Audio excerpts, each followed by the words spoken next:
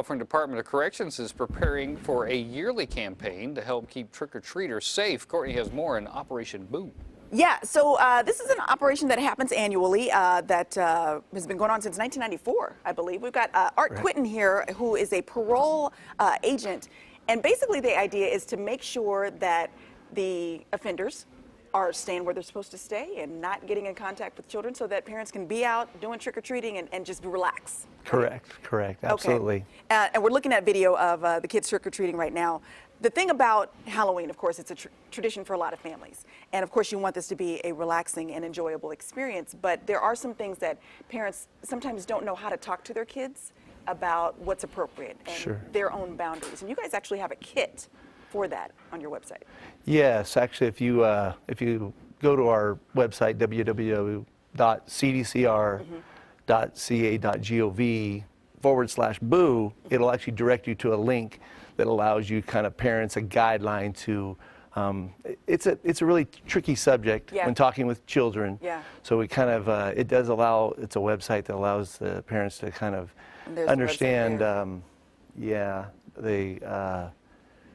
how to talk to their kids about this and actually how to set boundaries with their bodies and things of that nature. And age appropriate too. So for like the little guys, you know, 3 to 5 years old, you talk to them differently than you would like your high school kids or whatever. But the other thing is that parents should also know statistically how these types of things happen, right? And for whom this is a different audience. Like 30 to, what is it, 30 to 60%? Yes, about 30% of the crimes against children with in sexual abuse actually takes place with their own family members.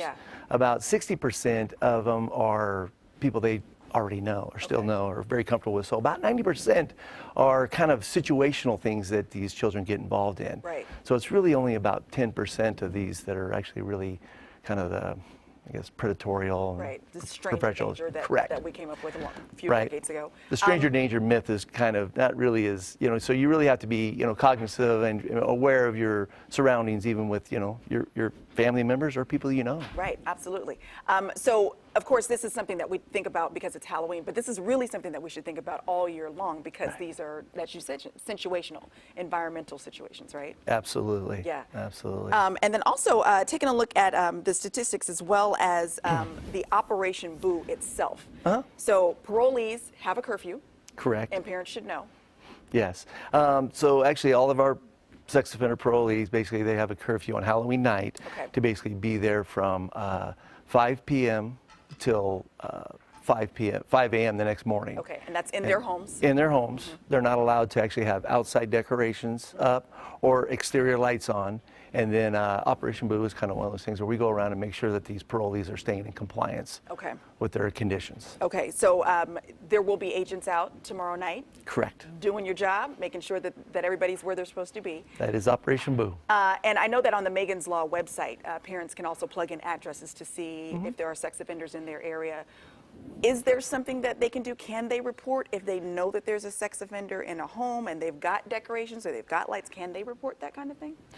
Well, it's a little bit tricky. So on the Megan's website, you've got over 63 or 73,000 sex offenders are on there, and not all of them are actually under parole supervision. We have a smaller percentage. We only have, gosh, about 10,000, probably about closer to maybe 6,800 that are currently on an active GPS monitor, but we have a lot that are in revocation status and things of that nature. So we only kind of monitor a smaller percentage of what is available on the Megan's website. So, and there, you know, I know there's these laws about them not being close to a school, so a lot of times the public kind of gets these misinformations on, well, you know, he's there, you know, like, you know, parole should do something, but they're not under our supervision during that time. So a lot of information that people should know and can actually find out, as you mentioned, on the CDCR website. We're going to link all that to our website, gooddaysacramento.com, under show info and today's date. Again, tools just to get you the most knowledge possible, especially for parents.